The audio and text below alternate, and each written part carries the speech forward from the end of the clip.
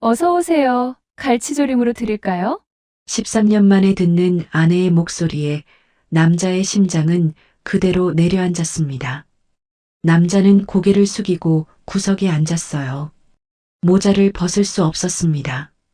한 번이라도 눈이 마주치면 13년치 눈물이 쏟아질 것 같았으니까요. 아내가 김이 모락모락 나는 갈치조림 백반 한 상을 들고 와 테이블 위에 놓으며 환하게 웃었어요. 천천히 맛있게 드세요. 13년 만에 아내를 찾아온 이 남자에겐 대체 어떤 사연이 있는 걸까요? 죽은 줄 알았던 남편이 살아 돌아온 걸 알았다면 아내는 어떤 반응을 보일까요? 오늘도 봄날 인생을 찾아주신 여러분 감사합니다. 좋아요 한번 눌러주시고 즐겁게 시청해주세요. 어떤 사람에겐 바다가 희망이고 어떤 사람에겐 바다가 무덤이 됩니다. 오늘 들려드릴 이야기는 13년 전 그 검은 바다가 한 남자의 모든 것을 삼켜버린 밤에서 시작됩니다.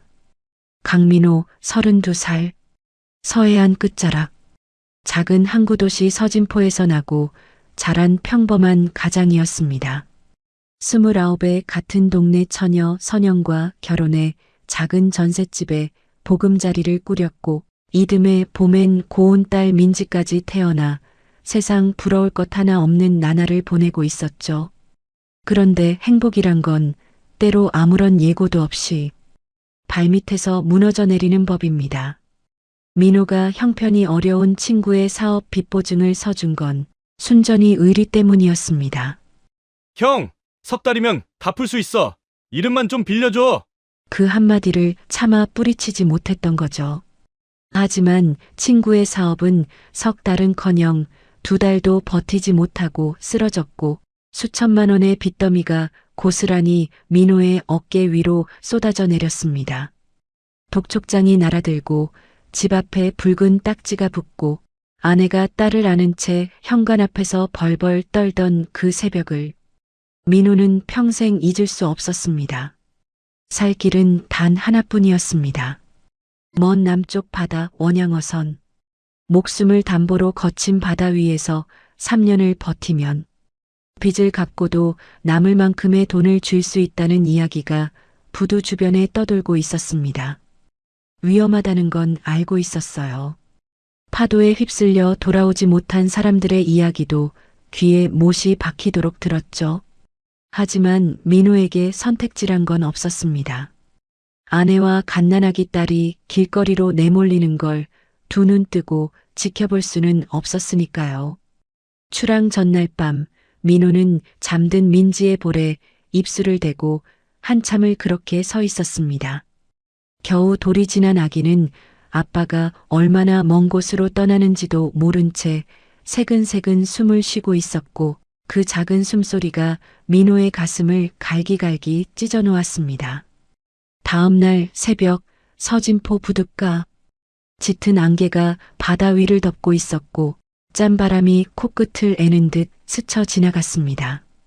커다란 원양어선 한 척이 시커먼 몸통을 드러낸 채 출항을 기다리고 있었죠. 민호는 낡은 더플백 하나를 어깨에 걸친 채 민지를 안고 나온 선영 앞에 섰습니다. 선영의 눈은 이미 벌겋게 부어 있었습니다. 울지 않으려 입술을 꽉 깨물고 있었지만 턱끝이 미세하게 떨리는 걸 민호는 놓치지 않았습니다. 민호가 아내의 어깨를 두 손으로 감싸 안으며 입을 열었어요. 딱 3년만 고생하고 올게. 우리 민지, 걷고 뛸 때쯤이면 아빠가 꼭 돌아올게. 그러니까 조금만 기다려줘. 그 목소리가 안개 속에서 젖어들 듯 떨리고 있었습니다.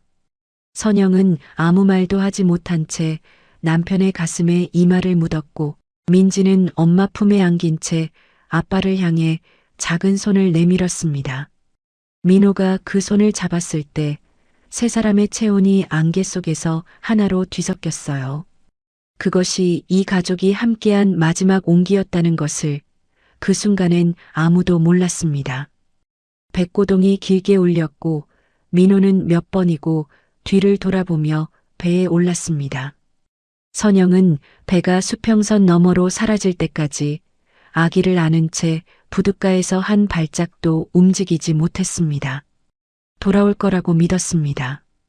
반드시 돌아올 거라고 그 약속만을 가슴에 품은 채 안개 속에 서 있었죠. 그로부터 2달 뒤 먼 남쪽 바다 한가운데서 기상 관측도 예보하지 못한 초대형 태풍이 발생했습니다. 시속 200km가 넘는 바람이 바다를 뒤집어 엎었고 민호가 탄 원양어선은 20m 높이의 파도에 옆구리를 내리찍혔습니다. 무전은 끊겼고 구조 신호는 한 번도 잡히지 않았습니다. 수색 작업이 열흘 넘게 이어졌지만 바다는 끝내 아무것도 돌려주지 않았습니다.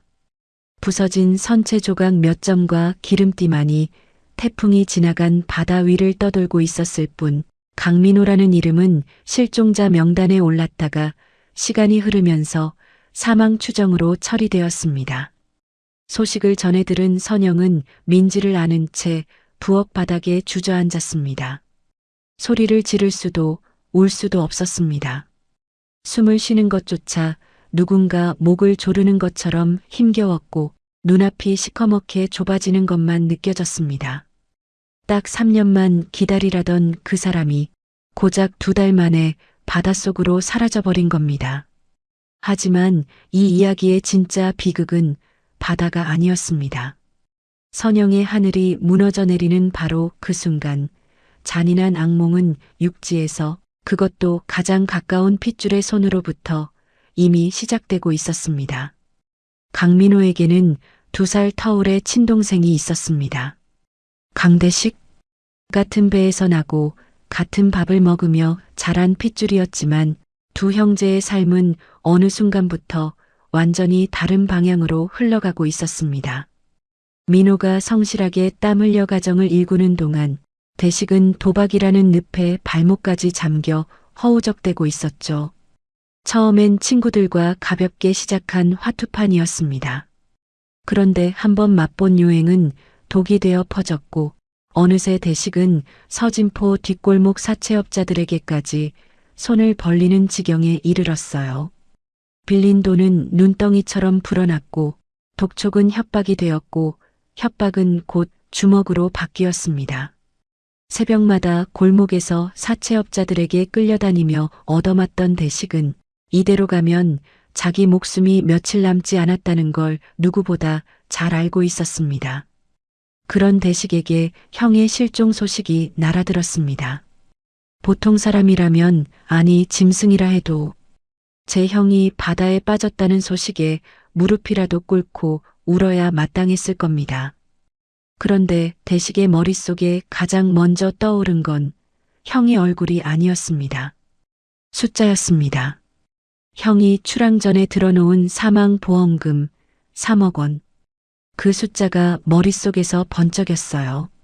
사채업자들의 칼날 같은 독촉, 도망 다니느라 잠도 못 자던 지옥 같은 나날에서 빠져나올 수 있는 유일한 동아줄이 하늘에서 내려온 것이었죠. 하지만 문제가 있었습니다. 보험금 수령 1순위는 형수 선영이었으니까요. 선영이 버티고 있는 한 그 돈은 단 한 푼도 자기 손에 들어올 수 없었습니다. 대식은 이를 악물고 계획을 짰습니다. 그리고 며칠 뒤 형의 장례도 치르지 못한 채 멍하니 빈 방을 바라보고 있던 선영의 집 문을 두드렸습니다. 문을 열고 나온 선영의 얼굴은 이미 사람의 빛이 아니었습니다. 며칠째 밥을 먹지 못한 듯 볼이 쑥 꺼져 있었고 울다 지친 눈은 핏줄이 터져 벌겋게 물들어 있었습니다. 품에 안긴 민지만이 세상 모르게 잠들어 있었죠. 대식은 그런 형수 앞에서 단 한순간도 망설이지 않았습니다. 미리 준비해온 봉투에서 사진 한 장과 편지 한 통을 꺼내 선영이 앞에 탁 내밀었어요. 사진 속에는 민호로 보이는 남자의 옆에 낯선 젊은 여자가 팔짱을 끼고 서 있었고 편지에는 민호가 쓴 것처럼 꾸며진 글씨로 빼곡한 내용이 담겨 있었습니다. 물론 전부 대식이 위조한 것이었습니다. 대식이 사진을 손가락으로 톡톡 치며 소리를 질렀습니다. 형은 빚 갚기 싫어서 배 타는 척하고 이 여자랑 외국으로 도망가려다 사고 난 거야. 당신은 처음부터 버림받은 거야. 이 편지 봐. 형이 직접 쓴 거라고. 선영의 두 눈이 사진 위에 멈췄습니다. 손끝이 파르르 떨렸습니다. 남편이 죽었다는 것만으로도 세상이 끝난 것 같았는데 그 남편이 자신과 갓난아기 딸을 버리고 다른 여자와 도망치려 했다니.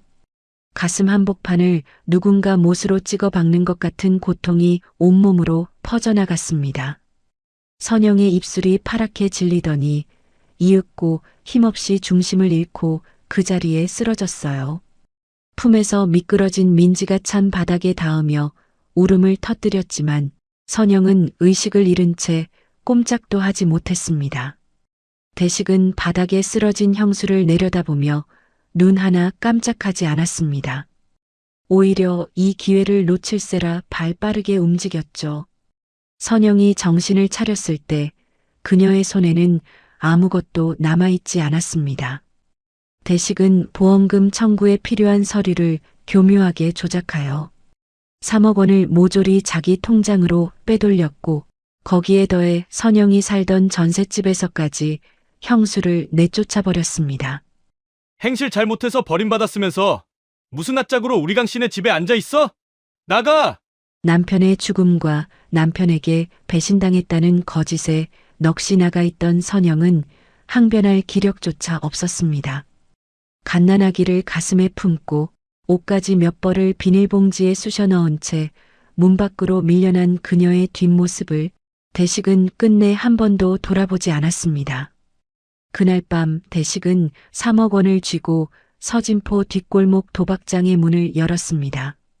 형의 목숨과 바꾼 보험금, 형수의 눈물 위에 올라탄 그 더러운 돈이 초록색 도박 테이블 위로 흩뿌려지는 동안 서진포의 어느 허름한 고시원 한켠에서는 선영이 젖먹이 민지를 껴안은 채 소리 없이 벽을 물어뜯고 있었습니다. 남편에게 버림받고 시동생에게 내쫓기고 가진 것이라곤 아기 하나뿐인 29살 여자에게 그날 밤의 세상은 바다보다 더 깊고 캄캄한 구덩이 그 자체였습니다. 그날 이후 선영에게 낮과 밤은 전혀 다른 얼굴을 하고 찾아왔습니다. 밤이면 온 세상이 고시원 좁은 방 안으로 쪼그라들었습니다. 민지를 재우고 나면 어김없이 그 사진이 떠올랐습니다. 남편 옆에 서 있던 낯선 여자의 얼굴, 남편이 썼다는 그 편지의 글씨체. 이불을 입에 물고 가슴을 치며 울었습니다. 미워서 울고 그리워서 또 울었습니다. 당신이 정말 우릴 버린 거냐고, 그 약속은 다 거짓이었냐고 대답할 사람 없는 질문을 허공에 내뱉다 지쳐 쓰러지는 밤이 수백 번 반복되었습니다. 하지만 날이 밝으면 선영은 눈물 자국이 채 마르지 않은 얼굴을 대충 물로 씻고 문 밖으로 나섰습니다.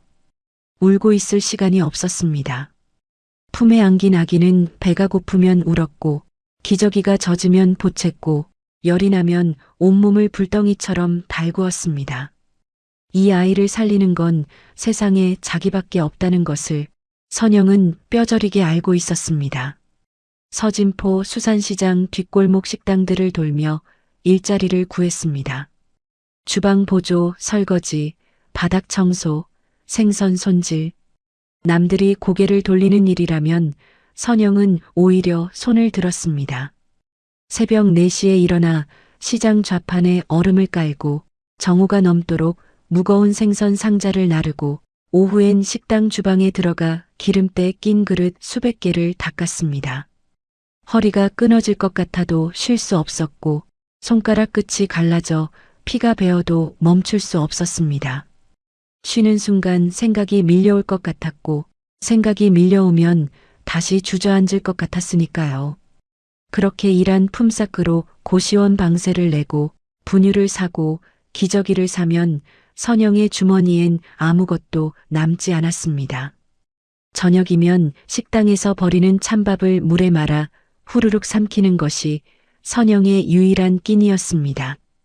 그렇게 세월을 보내며 거울 속 얼굴이 자기인지 알아보지 못할 만큼 빠르게 늙어갔습니다. 세월은 그렇게 선영의 몸 위를 짓밟듯 지나갔습니다. 민지가 4살이 되던 해엔 새벽 시장에서 무거운 상자를 나르다 계단에서 굴러 왼쪽 무릎 인대가 찢어졌고 7살이 되던 해엔 과로로 쓰러져 병원 응급실 침대에서 이틀을 앓아누웠습니다.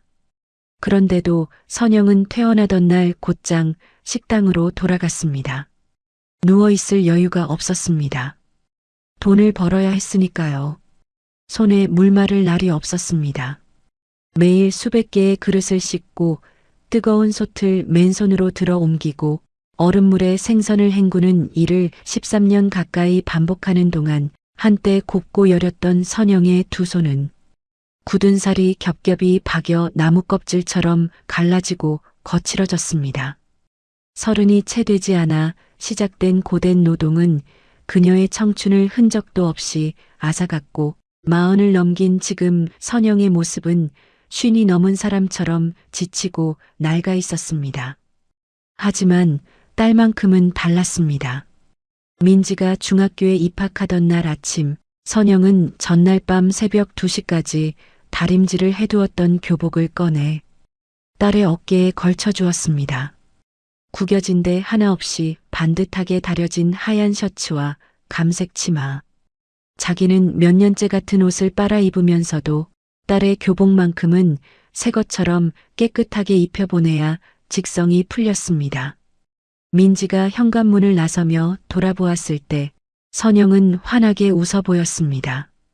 하지만 문이 닫히는 순간 그 웃음은 금세 허물어져 내렸고 선영은 신발장에 기대어 한참을 소리 없이 울었습니다. 남편이 약속했던 말이 귓가를 맴돌았기 때문입니다. 우리 딸 걷고 뛸 때쯤 꼭 돌아올게. 그 약속은 끝내 지켜지지 않았습니다. 피눈물을 삼키며 악착같이 버틴 세월이 쌓이고 또 쌓인 끝에 선영은 마침내 서진포 끝자락 작은 포구에 자기 이름을 건 식당 하나를 열 수 있었어요. 선영네 갈치조림. 간판도 제대로 못 달고 테이블 4개가 전부인 허름한 가게였지만 그건 13년이라는 세월을 이 악물고 버텨낸 한 여자의 전부이자 유일한 성이었습니다. 갈치 한 마리를 조려도 정성을 다했고 밑반찬 하나를 내도 대충 하는 법이 없었습니다. 포구의 어부들과 시장 상인들 사이에서 입소문이 조금씩 퍼졌고 손님이 하나둘 늘어나면서 선영은 정말 겨우 숨통이 트이기 시작했습니다. 모진 바람에도 꺾이지 않고 끝까지 뿌리를 내린 한 그루의 나무처럼 선영은 그렇게 살아남았습니다. 다만 그 나무의 속은 13년 동안 사귀고 또 사귄 원망과 그리움으로 텅 비어 있었다는 것을 아는 사람은 아무도 없었습니다. 선영이 서진포의 새벽 시장에서 뼈를 깎는 고통을 견디고 있던 바로 그 시간 지구 반대편 먼 남쪽 바다 한가운데에서는 죽은 줄로만 알았던 강민호가 또 다른 지옥을 통과하고 있었습니다. 태풍이 모든 것을 집어삼킨 그 밤, 민호는 죽지 않았어요. 산산조각난 선체의 나무 파편 하나를 두 팔로 끌어안은 채 파도에 이리저리 내던져지면서도 끝끝내 손을 놓지 않았던 겁니다. 짠물을 들이마시고 토하기를 수십 번, 의식이 끊어질 듯 아득해질 때마다 눈앞에 아른거린 건 부둣가에서 작은 손을 내밀던 민지의 얼굴이었죠. 그 손을 다시 잡아야 한다는 생각 하나가 가라앉으려는 몸을 수면 위로 끌어올렸습니다. 이틀을 표류한 끝에 민호의 몸은 이름 모를 섬의 해안가로 떠밀려 갔습니다. 모래사장에 엎어진 채 겨우 눈을 떴을 때 그의 앞에 서 있던 건 구조대가 아니었어요. 거친 피부에 험악한 눈빛을 한 현지인 남자 서너시 민호를 내려다보고 있었고 그들의 손에는 밧줄이 들려 있었습니다. 그것이 지옥의 시작이었습니다. 민호가 끌려간 곳은 섬 깊숙한 곳에 자리 잡은 진주 양식장이었어요. 허가도 없이 운영되는 불법 양식장으로 이 섬에 표류하거나 밀려온 외지인들을 붙잡아 공짜 노동력으로 부려먹는 악덕 업주가 버티고 있었죠. 도망치려 해도 사방이 바다였고 가장 가까운 육지까지 배로 꼬박 이틀이 걸리는 외딴 섬이었기에 탈출은 꿈도 꿀 수 없었습니다.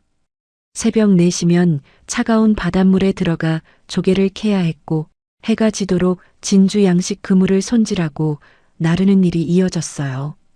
밥이라고 주어지는 건 하루에 쌀 한 줌으로 끓인 묽은 죽 한 그릇뿐이었고 잠자리는 비가 새는 판잣집 구석이 전부였죠.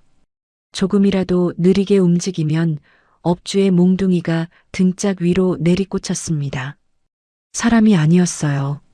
짐승보다 못한 취급을 받으며 말도 통하지 않는 낯선 땅에서 민호는 하루하루를 이를 악물고 버텨야 했습니다. 아내에게 연락할 방법은 없었습니다.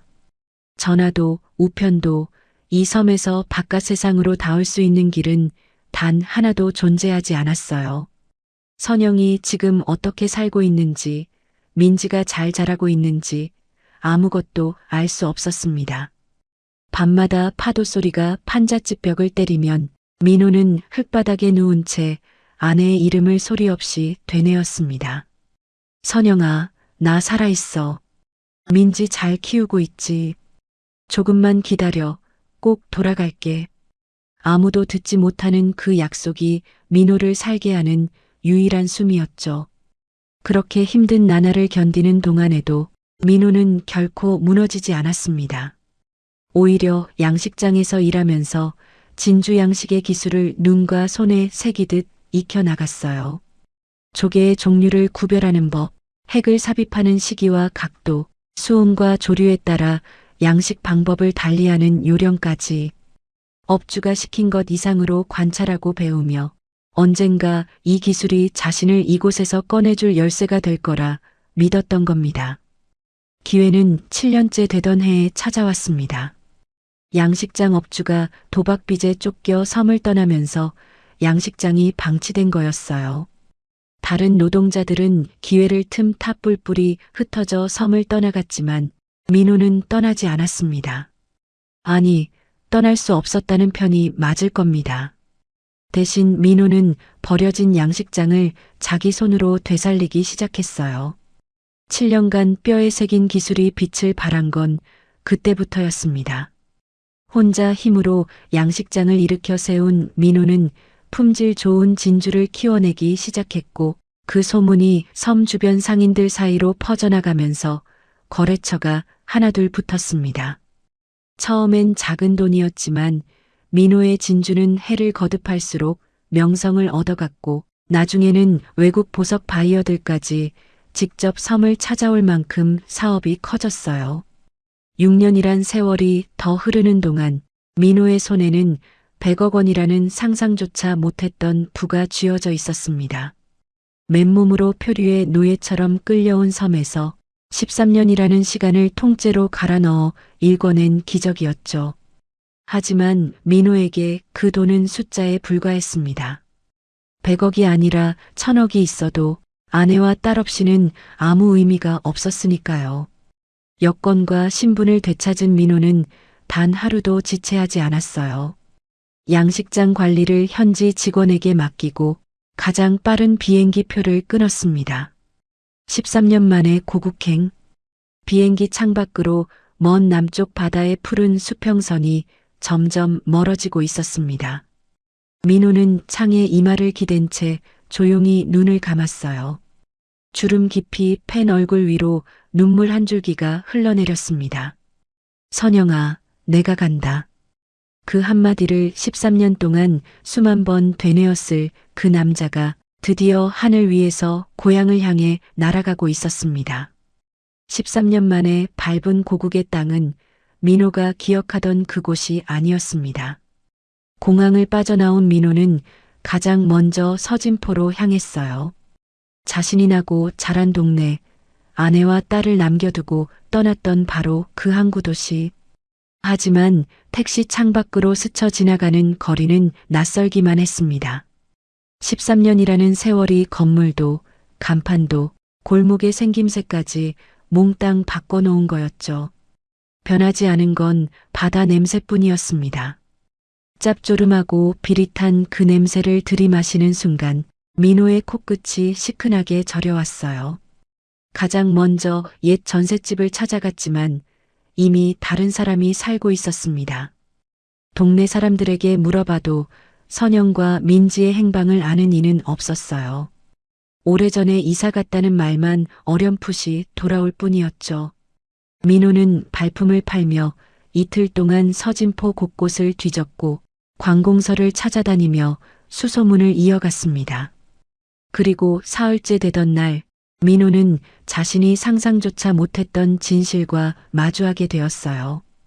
옛 동네 이장을 수소문 끝에 만난 자리에서였습니다. 머리가 하얗게 센 이장은 민호의 얼굴을 한참 들여다보다 소스라치게 놀라며 입을 열었어요. 세상에, 민호 아니가. 네 죽은 줄 알았는데. 네 동생 대식이가 보험금 타갔잖아. 그 뒤로 네 처가 애기 하나 달랑 안고 쫓겨났다고 동네에 소문이 파다했어. 그 말이 귀에 꽂히는 순간 민호의 두 다리에서 힘이 빠져나갔습니다. 자기를 죽은 사람으로 만들어 보험금을 빼돌린 것도 동생이었고 아내를 집에서 내쫓은 것도 동생이었다니. 이장의 입에서 흘러나오는 이야기를 들을수록 민호의 눈앞이 벌겋게 물들었어요. 주먹이 부르르 떨렸고 어금니가 부서질 만큼 턱에 힘이 들어갔습니다. 이장은 한숨을 내쉬며 말을 이었어요. 선영이 갓난아기를 안고 고시원을 전전하며 온갖 막노동을 했다는 것, 몸이 망가지도록 일해서 겨우 포구 끝자락에 작은 식당 하나를 열었다는 것, 그리고 지금까지도 남편에 대한 원망을 가슴에 품은 채 혼자 딸을 키우고 있다는 것까지. 동네 사람들이 네 욕을 얼마나 했는지 아나. 다른 여자랑 도망가려다 죽은 놈이라고. 네 처가 그 원망을 삼키면서 13년을 버틴 거라고. 다른 여자. 도망. 그 말이 민호의 가슴에 대못처럼 박혔습니다. 선영이 13년간 남편을 미워하며 살아온 그 세월 전부가 동생의 거짓말 위에 세워진 것이었다는 뜻이었죠. 민호는 이장의 집을 나와 한참을 걸었습니다. 어디로 가는지도 모른 채 포구 쪽으로 발을 옮기다 방파제 끝에 서서 바다를 내려다보았어요. 13년 전 자신을 삼켰던 바다와 같은 빛깔이었습니다. 가슴속에서 뜨거운 것이 치밀어 올랐지만 민호는 이를 꽉 깨물고 삼켰습니다. 지금 당장 뛰어가서 아내를 끌어안고 싶었어요. 대식의 멱살을 잡고 모든 걸 밝히고 싶었습니다. 하지만 민호는 스스로를 붙잡았어요. 섣불리 나서면 안 된다는 것을 본능적으로 알고 있었던 겁니다. 13년 동안 남편을 배신자로 믿어온 아내가 갑자기 나타난 남편을 받아들일 수 있을지, 대식이 도망치지는 않을지, 진실의 밑바닥까지 두 눈으로 직접 확인하고 빠져나갈 구멍 하나 없이 모든 것을 밝혀야 했습니다. 민호는 묵고 있던 호텔로 돌아왔어요. 옷장에 걸린 최고급 맞춤 정장을 한참 바라보다 조용히 옷걸이에서 내렸습니다. 그리고 그 정장을 옷장 깊숙이 밀어넣은 뒤 호텔 근처 재래시장을 돌며 가장 낡고 해진 옷가지를 골랐어요. 13년 전 원양어선에 올랐을 때 입었던 것보다 더 초라한 차림이었습니다. 거울 앞에 선 민호는 낡은 모자를 푹 눌렀었어요.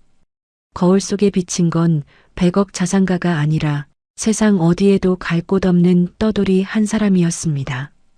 주름 깊이 팬 얼굴에 흉터까지 남아있으니 13년 전에 강민호를 알아볼 사람은 아무도 없을 거였죠.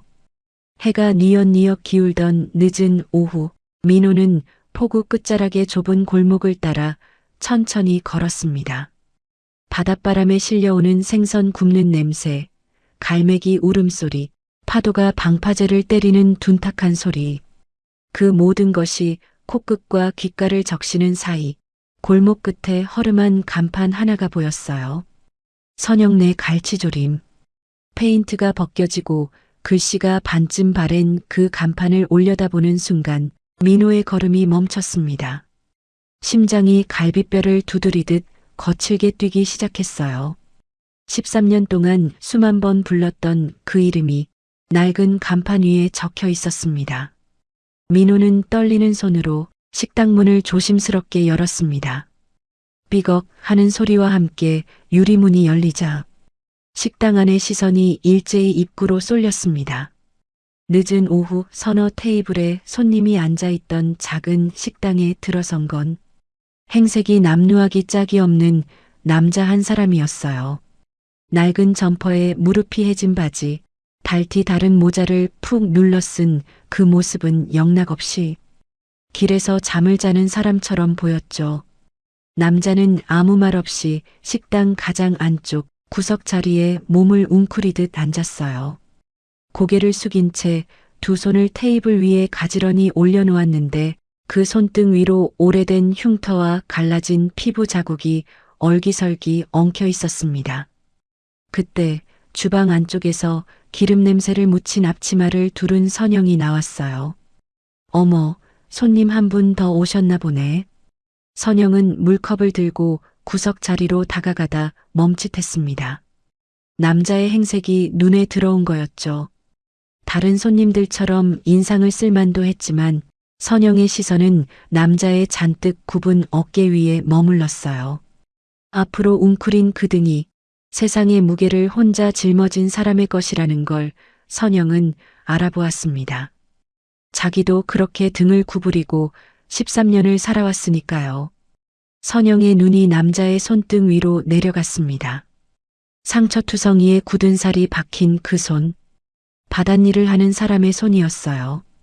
그물에 베이고 소금물에 절여지고 거친 밧줄에 까이며 만들어진 손. 그 손을 보는 순간 선영의 가슴 한구석이 까닭 모르게 저릿하게 저려왔습니다. 13년 전 부둣가에서 마지막으로 잡았던 남편의 손이 자꾸만 겹쳐 보였던 거예요. 그때는 아직 젊고 부드러웠던 민호의 손.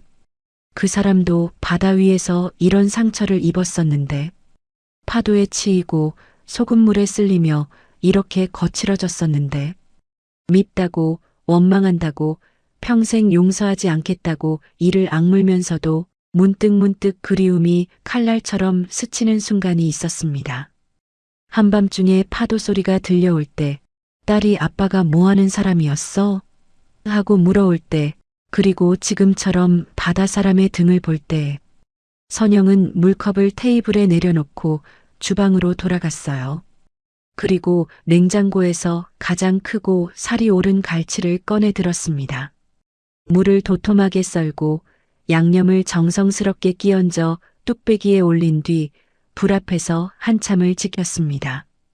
국물이 보글보글 끓어오르며 매콤한 향이 주방 가득 퍼질 때까지 선영은 그 자리를 떠나지 않았어요. 김이 모락모락 피어오르는 갈치조림 한 상을 쟁반에 담아 구석 자리로 가져간 선영은 남자 앞에 조심스럽게 상을 내려놓았습니다. 갈치조림에 따끈한 밥 한 공기, 반찬 서너 가지까지 정갈하게 차린 한 상이었어요. 남자가 모자 아래로 고개를 살짝 들어 상을 바라보는 것이 느껴졌지만 선영은 그 얼굴을 자세히 들여다보지 못했습니다.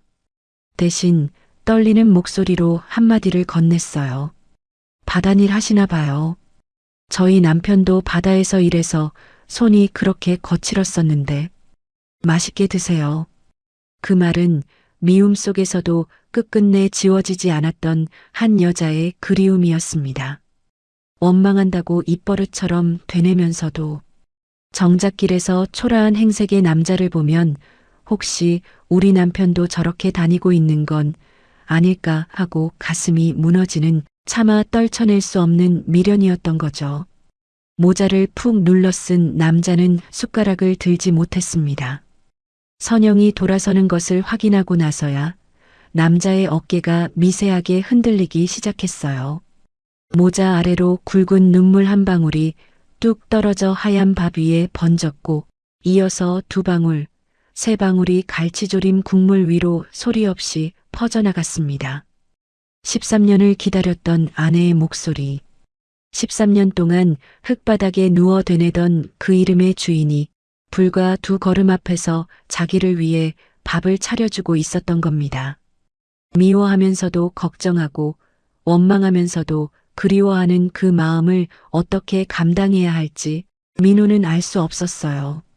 숟가락을 쥔 손이 멈추지 않고 떨렸고 눈물이 범벅이 된 밥을 한 숟갈 떠서 입에 넣는 순간 민호는 간신히 터져 나오려는 울음소리를 삼켰습니다.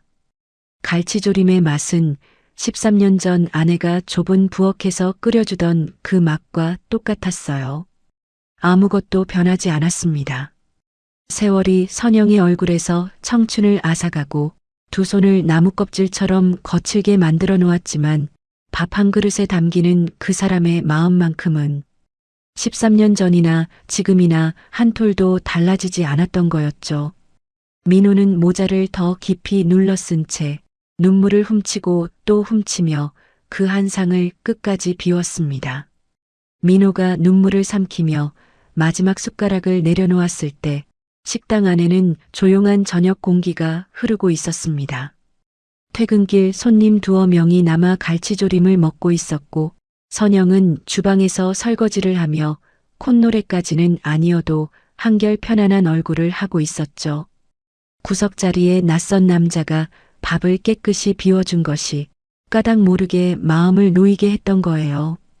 그 고요를 산산조각 낸 건 식당 유리문을 벽에 부딪힐 기세로 벌컥 열어젖힌 한 남자였습니다. 강대식? 술 냄새를 온몸에 두르고 비틀거리며 들어선 그는 충혈된 눈으로 식당 안을 휘둘러 보았어요.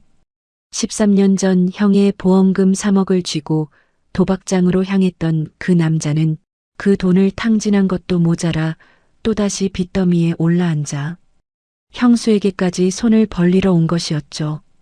대식이 카운터를 향해 비틀비틀 다가가며 다짜고짜 선영을 향해 손가락질을 해댔어요.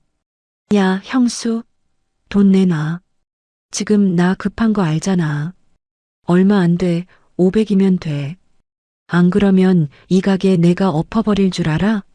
선영의 얼굴이 순식간에 하얗게 질렸습니다. 설거지를 하던 손에서 그릇이 미끄러져 싱크대에 부딪히며 소리를 냈어요. 남아있던 손님들이 불안한 눈으로 서로를 바라보았고 한 사람은 슬그머니 자리에서 일어나 밖으로 빠져나갔습니다. 선영이 젖은 손을 앞치마에 훔치며 주방 밖으로 나왔어요. 입술이 파르르 떨렸지만 이건 처음 겪는 일이 아니었습니다. 대식은 몇 달에 한 번씩 이렇게 술에 절어 찾아와 행패를 부리곤 했으니까요. 선영은 떨리는 목소리를 겨우 붙잡아 입을 열었습니다. 삼촌, 도대체 우리한테 왜 또 이러는 거예요? 제가 돈이 어디 있어요? 여긴 나하고 민지가 먹고 살 자리인데 제발 그만 좀 해주세요.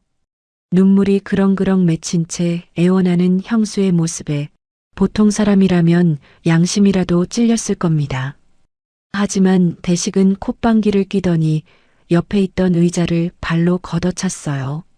쇠다리가 바닥을 긁으며 귀청을 찢는 소리가 좁은 식당 안에 울려 퍼졌고 남아있던 마지막 손님마저 황급히 자리를 떴습니다. 대식이 선영의 코앞까지 다가가며 술 냄새 가득한 입을 열었어요. 장사하는데 돈이 왜 없어? 그리고 말이야, 형이 다른 여자랑 도망간 것도 다 네가 궁상 맞아서 그런 거 아니야? 맨날 찡찡거리고 돈도 못 벌고 그러니까 형이 질려서 도망간 거라고. 네 팔자가 그런 거지 누굴 원망해. 그동안 가슴 깊이 박혀있던 상처를 맨손으로 후벼 파는 말이었습니다. 선영의 눈에서 참고 있던 눈물이 뚝 떨어졌어요.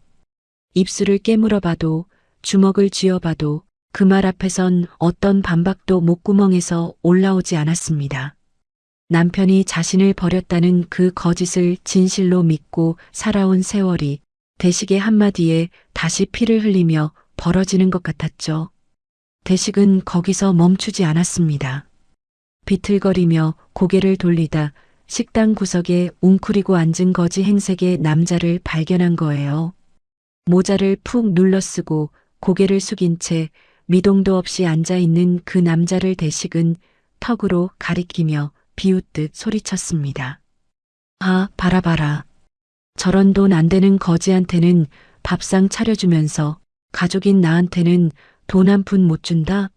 형수니 진짜 웃긴다. 저런 놈 밥 줄 돈이 있으면 그걸 나한테 내놔야지. 구석자리의 남자 민호는 고개를 숙인 채 모자 아래로 숨을 죽이고 있었어요. 주먹을 쥔 두 손이 테이블 아래에서 파르르 떨리고 관자놀이에 핏줄이 굵게 솟아올랐어요. 대식이 카운터를 향해 성큼성큼 다가가며 금고 쪽으로 손을 뻗기 시작했습니다. 선영이 안 돼요. 하며 앞을 막아섰지만 대식은 거친 손으로 선영의 어깨를 밀쳐냈어요. 선영의 몸이 휘청거리며 벽 쪽으로 부딪혔고 작은 비명이 새어나왔습니다. 바로 그 순간이었습니다. 구석자리에서 숟가락이 탁 하고 테이블 위에 놓이는 소리가 식당 안에 울렸어요. 그 순간 식당 안의 공기가 통째로 얼어붙는 것 같았습니다. 구석자리에 웅크리고 있던 남자가 천천히 몸을 일으켰어요. 굽어있던 등이 펴지자 예상보다 훨씬 넓은 어깨가 드러났습니다. 남태평양의 바다에서 13년을 버텨낸 몸이었죠. 남자는 의자를 뒤로 밀며 한 발 한 발 대식을 향해 걸어갔어요. 대식은 금고 위에 손을 올린 채 고개를 돌렸어요. 거지 행색의 남자가 다가오는 걸 보고 코웃음을 쳤죠. 뭐야 이 양반이 거지가 어디서 감히. 그 말이 채 끝나기도 전이었습니다. 남자의 손이 번개처럼 뻗어나와 대식의 팔목을 움켜쥐었어요. 뼈가 부서질 듯 조여오는 그 악력에 대식의 얼굴이 순식간에 일그러졌습니다. 금고 위에 올려놓았던 손이 꼼짝도 할 수 없었어요. 아무리 빼내려 해도 남자의 손가락은 쇠사슬처럼 풀리지 않았고 대식의 무릎이 저절로 꺾이기 시작했습니다. 그리고 남자가 입을 열었어요. 그 손 놔라, 강대식. 낮고 굵은 목소리였습니다. 그런데 그 목소리가 식당 안에 울려 퍼지는 순간 가장 먼저 반응한 건 대식이 아니었어요. 벽에 기대어 어깨를 부여잡고 있던 선영이었습니다. 선영의 두 눈이 휘둥그레 벌어졌어요. 숨이 목구멍에 걸린 것처럼 가슴이 오르내리지 않았습니다. 세상의 모든 소리가 사라지고 방금 그 남자의 입에서 나온 목소리만이 고막 안에서 맴돌고 있었죠. 강대식? 그 세 글자를 저 목소리로, 저 억양으로 부를 수 있는 사람은 이 세상에 단 한 명뿐이었습니다. 13년 전 부둣가에서 딱 3년만 기다려줘라고 말하던 바로 그 목소리. 밤마다 원망하면서도 미치도록 듣고 싶었던 그 음색이 지금 이 식당 안을 가득 채우고 있었어요. 선영의 입술이 파르르 떨렸습니다. 다리에 힘이 풀려 벽을 짚지 않으면 쓰러질 것 같았어요. 아닐 거라고, 그럴 리가 없다고 스스로에게 되뇌었지만 심장은 머리보다 먼저 진실을 알아채고 미친 듯이 뛰기 시작했습니다. 대식의 반응은 더욱 처참했어요. 팔목을 잡힌 채 고개를 들어 남자의 얼굴을 올려다본 순간 술 기운이 단번에 달아났고 충혈되었던 두 눈이 공포로 커질 대로 커졌어요. 모자 아래로 보이는 턱선, 이마의 흉터, 그리고 무엇보다 자기를 내려다보는 그 눈빛. 13년 전 부둣가에서 마지막으로 등을 돌렸던 형의 눈빛과 똑같았습니다. 형이야? 말도 안 돼. 형 죽었잖아. 바다에서 죽었잖아.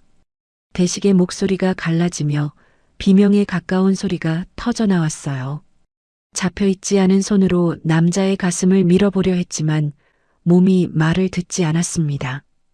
두 다리에 힘이 풀려 바닥에 주저앉았고 턱이 덜덜 떨리기 시작했어요. 남자가 천천히, 아주 천천히 남은 한 손을 들어 올렸습니다.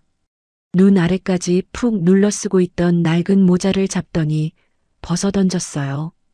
모자 아래서 드러난 얼굴은 13년이라는 세월이 핥히고 지나간 흔적으로 가득했습니다. 이마에서 관자놀이까지 비스듬히 내려간 흉터, 뺨 위로 깊게 패인 주름, 바닷바람과 떼약볕에 그을린 거친 피부. 32살의 젊은 가장이었던 그 얼굴은 어디에도 남아있지 않았어요. 하지만 두 눈만은, 그 깊고 진한 눈빛만은 13년 전 부둣가에서 아내를 끌어안던 강민호 그 사람이었습니다. 식당 안을 무겁고 깊은 침묵이 짓눌렀어요. 형광등 불빛 아래 13년 만에 세상에 드러난 강민호의 얼굴 위로 눈물 한 줄기가 천천히 흘러내렸습니다. 선영의 입에서 숨인지 비명인지 모를 가느다란 소리가 새어나왔고 바닥에 주저앉은 대식은 귀신을 본 사람처럼 두 손으로 얼굴을 감싼 채 부르르 몸을 떨고 있었습니다. 죽은 줄 알았던 남자가 13년의 지옥을 뚫고 돌아왔습니다. 식당 안에 흐르는 침묵은 무거웠지만 길지 않았습니다. 먼저 그 침묵을 깬 건 민호였어요. 대식의 팔목을 쥐고 있던 손을 천천히 놓아준 민호는 한 발짝 뒤로 물러서며 식당 한가운데에 섰습니다. 바닥에 주저앉아 벌벌 떠는 대식, 그리고 벽에 등을 기댄 채 자기 눈을 믿지 못하겠다는 얼굴로 서 있는 선영. 두 사람을 번갈아 바라보던 민호가 입을 열었어요. 나 안 죽었어. 바다에서 죽지 않았어. 그 한마디가 떨어지자 선영은 그 자리에 주저앉았습니다. 민호는 시선을 내리깔지 않고 똑바로 선영을 바라보며 13년이라는 세월 속에 묻어두었던 이야기를 하나씩 꺼내놓기 시작했어요. 태풍에 배가 부서지던 그 밤 부서진 잔해를 붙잡고 이틀을 표류한 끝에 이름 모를 섬에 떠밀려간 일, 악덕 업주에게 끌려가 진주 양식장에서 노예처럼 갇혀 살았던 7년. 연락할 방법이 단 하나도 없었던 것, 도망칠 수도 없었던 것. 밤마다 흙바닥에 누워 아내와 딸의 이름을 불렀던 것. 그리고 양식장이 버려진 뒤 맨손으로 다시 일어서서 오직 이 가족에게 돌아오겠다는 일념 하나로 6년을 더 버텨 마침내 성공을 이뤄낸 것까지. 민호의 이야기가 이어지는 동안 선영의 얼굴 위로 감정이 겹겹이 밀려들었습니다.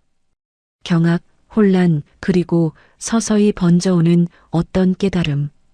두 손으로 입을 틀어막은 채 눈물이 쉴 새 없이 흘러내렸어요. 민호가 대식을 향해 고개를 돌렸습니다. 바닥에 엎드리다시피 주저앉아 있는 동생의 꼴을 내려다보는 민호의 눈빛은 연민도 분노도 아닌 그 모든 것을 이미 지나온 사람의 것이었어요. 대식아, 이제 형수한테 말해. 네가 뭘 했는지.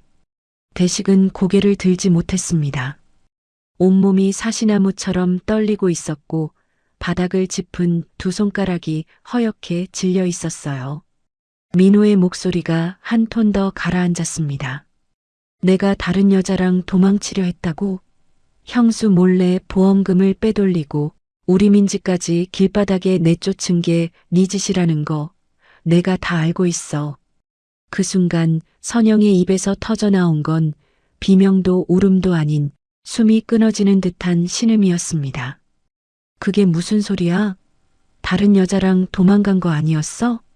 그러면 그 편지, 그 사진이 전부 거짓이었다는 거예요? 선영이 떨리는 손으로 바닥을 짚으며 민호를 올려다보았어요.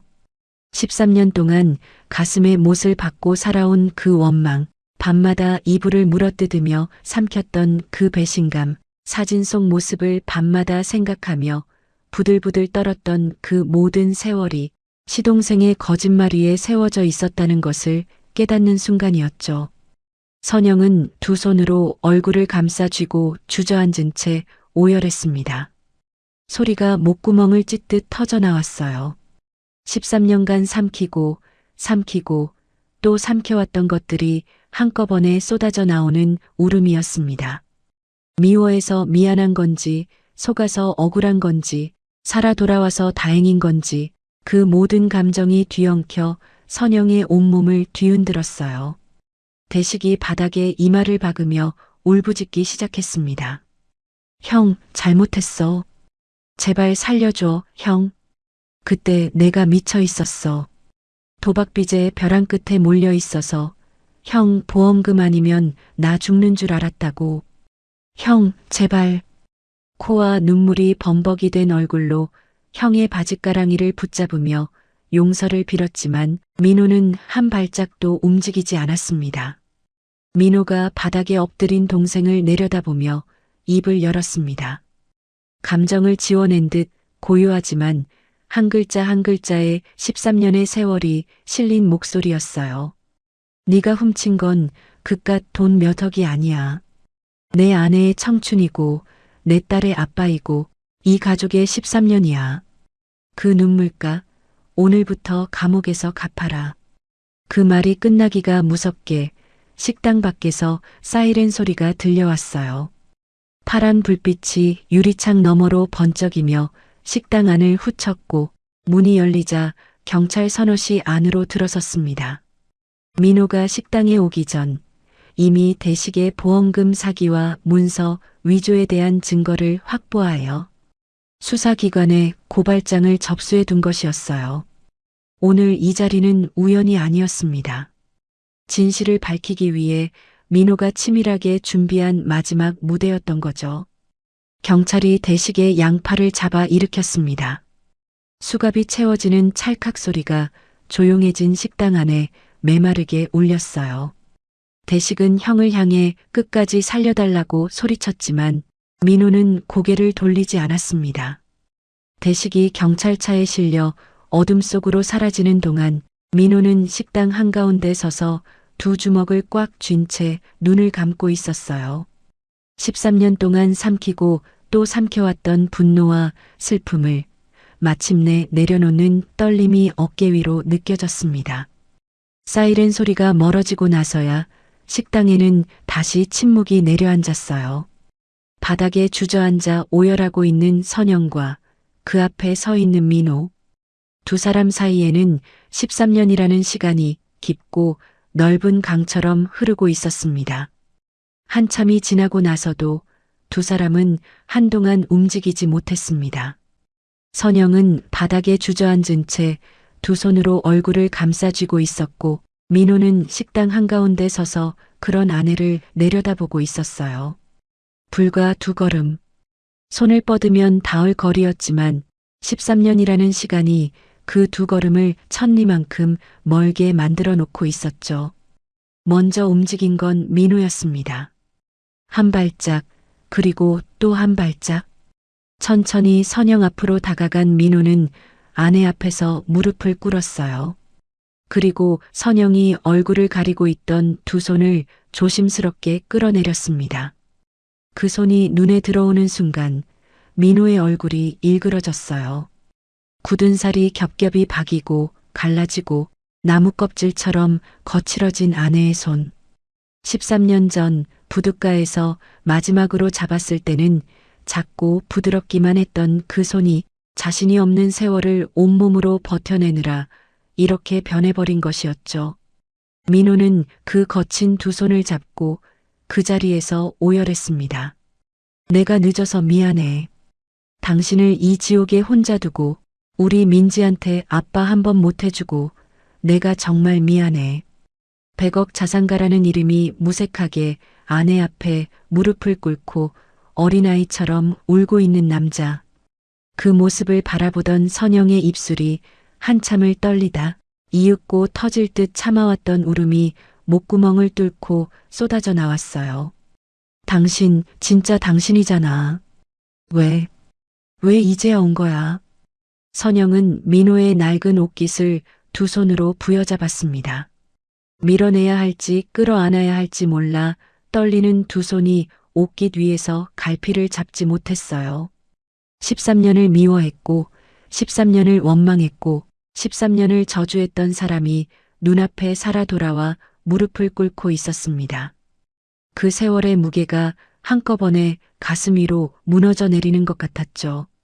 하지만 밀어내는 대신 선영의 두 손은 옷깃을 쥔 채 민호의 가슴으로 파고들었습니다. 이마를 남편의 어깨에 묻고 소리내어 울었어요. 한 번도 내보내지 못했던 울음이었습니다. 남편이 죽었을 때도, 배신당했다고 믿었을 때도, 새벽 시장에서 쓰러졌을 때도 꾹꾹 눌러 삼키기만 했던 13년치 눈물이 한꺼번에 터져 나오고 있었죠. 민호는 아내의 등을 감싸 안은 채 자기도 멈출 수 없는 눈물을 쏟았어요. 두 사람의 울음소리가 허름한 식당 안을 가득 채웠고 바다에서 불어오는 저녁바람이 열린 유리문 사이로 스며들어 두 사람의 어깨를 감싸 안았습니다. 얼마나 그렇게 울었을까요? 식당 유리문이 다시 열리는 소리가 났습니다. 후다닥 뛰어들어온 건 교복 차림에 운동화 끈도 제대로 묶지 못한 채 달려온 한 소녀였어요. 이웃집 아주머니에게서 니네 엄마 식당에 경찰이 왔다는 말을 듣고 숨이 턱에 차도록 뛰어온 것이었죠. 민지였습니다. 갓난아기였던 그 아이가 어느새 엄마의 어깨까지 키가 자란 중학생이 되어 있었어요. 민지는 헐떡이며 식당 안을 둘러보다 바닥에 무릎을 꿇고 앉아 엄마를 안고 있는 낯선 남자와 눈이 마주쳤습니다. 남루한 옷차림에 흉터가 있는 얼굴. 하지만 민지의 시선은 그 남자의 눈에서 떠나지 못했어요. 엄마가 밤마다 꺼내보다 서랍 깊숙이 숨겨두던 낡은 사진 속 젊은 아빠의 눈과 같은 빛이 거기 있었으니까요. 선영이 눈물에 젖은 얼굴을 들어 딸을 바라보며 떨리는 목소리로 말했습니다. 민지야, 아빠야. 네 아빠가 돌아왔어. 민지의 눈이 크게 떨렸어요. 한 번도 불러본 적 없는 그 호칭이 입안에서 맴돌았습니다. 돌아가셨다고 들었고 한 번만이라도 만나고 싶다고 빌었던 그 사람이 지금 눈앞에 있었어요. 민지의 입에서 세상에 태어나 처음으로 그 한마디가 흘러나왔습니다. 아빠. 처음엔 바람 빠지듯 작은 소리였어요. 하지만 한 걸음 다가서며 다시 한번 부른 그 목소리는 식당 안 공기를 통째로 흔들었습니다. 아빠. 민지가 뛰어와 민호의 품에 안겼어요. 민호는 한 팔로 아내를, 한 팔로 딸을 끌어안았습니다. 갓난아기였던 민지의 체온을 마지막으로 느꼈던 것이 13년 전 출항 전날 밤이었죠. 그때 볼에 입술을 대었던 아기가 지금 자기 가슴에 얼굴을 묻고 울고 있었습니다. 민호의 품 안에서 세 사람의 울음소리가 하나로 뒤섞였고 허름한 식당의 형광등 불빛이 그 위를 따뜻하게 비추고 있었어요. 그날 밤 세 사람은 식당 문을 닫고 안에 남았습니다. 밥을 차려 먹지도 불을 끄지도 않은 채 서로의 손을 잡고 오랫동안 앉아 있었어요. 꺼내야 할 이야기가 산더미였지만 그 밤만큼은 아무 말도 필요하지 않았습니다. 살아있다는 것, 다시 만났다는 것, 그리고 이제 다시는 놓지 않겠다는 것. 세 사람의 맞잡은 손이 말보다 더 많은 것을 이야기하고 있었으니까요. 그로부터 몇 달 뒤 서진포 포구의 풍경은 조금씩 달라지기 시작했습니다. 선영네 갈치조림 자리에는 깨끗하게 새 단장을 한 식당이 들어섰어요. 간판은 바뀌지 않았습니다. 민호가 그 이름을 그대로 두자고 했거든요. 이 간판이 당신이 13년을 버텨낸 증거잖아. 이건 절대 바꾸면 안 돼. 그 말에 선영이 울먹이면서도 웃었던 그 순간을 옆에서 지켜보던 민지가 휴대폰 카메라로 몰래 찍어두었죠. 낡은 테이블과 삐걱거리는 의자는 새 것으로 바뀌었지만 선영의 갈치조림 맛은 한치도 달라지지 않았어요. 오히려 민호가 돌아온 뒤 선영의 음식에서는 전에 없던 깊은 맛이 났다고 단골 손님들이 입을 모았습니다. 마음이 편해지니 손맛까지 달라진 거였죠. 민호는 거창한 사업 확장 같은 건 생각하지 않았어요. 100억이라는 돈이 통장에 있었지만 그는 매일 아침 선영보다 먼저 일어나 식당 앞 바닥을 쓸고 수산시장에서 직접 생선을 골라왔습니다. 13년 동안 하지 못했던 남편의 자리를 하루도 빠짐없이 채워 넣으려는 것처럼요. 새벽 시장에서 무거운 갈치 상자를 양손에 들고 돌아오는 민호의 등을 보며 선영은 가게 앞에 서서 물끄러미 그 뒷모습을 바라보곤 했어요. 13년 전 부둣가에서 멀어져 가던 등이 이제는 자기를 향해 돌아오고 있었습니다. 그것이 선영에게는 세상 어떤 보석보다 귀한 풍경이었죠. 식당 문을 열면 가장 먼저 보이는 벽에는 액자 하나가 걸렸어요. 세 사람이 식당 앞에서 찍은 가족 사진이었습니다. 민호가 왼쪽에, 선영이 오른쪽에, 그리고 민지가 가운데 서서 환하게 웃고 있는 사진. 민호의 얼굴에는 흉터가 남아 있었고 선영의 두 손은 여전히 거칠었지만 세 사람의 눈가에 번진 웃음만큼은 13년의 어둠이 무색할 만큼 환하고 따뜻했어요. 민지는 달라졌습니다. 아빠 없이 자라면서 아이답지 않게 조숙하고 남들 앞에서 좀처럼 웃지 않던 아이였는데 민호가 돌아온 뒤부터 웃음이 부쩍 잦아졌어요. 학교에서 돌아오면 식당으로 곧장 달려와 아빠 나왔어 하고 소리치는 것이 매일의 인사가 되었죠. 민호는 그때마다 하던 일을 멈추고 딸을 향해 두 팔을 벌렸고 민지는 가방을 내팽개친 채 아빠 품으로 뛰어들었습니다. 민지가 학교 갈 때면 민호가 현관 앞에서 딸의 가방끈을 매만져 주었어요. 그리고 골목 끝까지 나란히 걸으며 손을 잡고 배웅했습니다. 비가 와도 바람이 불어도 민지의 손을 잡고 골목을 걷는 아빠의 뒷모습을 본 이웃집 아주머니가 저 집은 매일 아침이 소풍이야 하고 웃었을 만큼 그 풍경은 포구 골목의 새로운 일상이 되었죠. 주말이면 세 식구는 포구 방파제 끝에 나란히 앉아 바다를 바라보았습니다. 한때 민호를 삼켜버렸던 바다, 선영에게 남편을 빼앗아 갔던 바다. 하지만 이제 그 바다는 세 사람에게 더 이상 무서운 존재가 아니었어요. 방파제 위에서 민지가 아빠에게 기대어 과자를 먹고 선영이 남편의 어깨에 머리를 기댄 채 눈을 감는 그 시간은 이 가족이 13년 동안 잃어버렸던 모든 평화로운 순간들을 한꺼번에 되돌려주는 것 같았습니다. 선영의 손은 여전히 거칠었어요. 13년의 흔적이 하루아침에 사라질 리 없었죠. 하지만 민호는 매일 밤 잠들기 전 아내의 손에 핸드크림을 정성스럽게 발라주었습니다.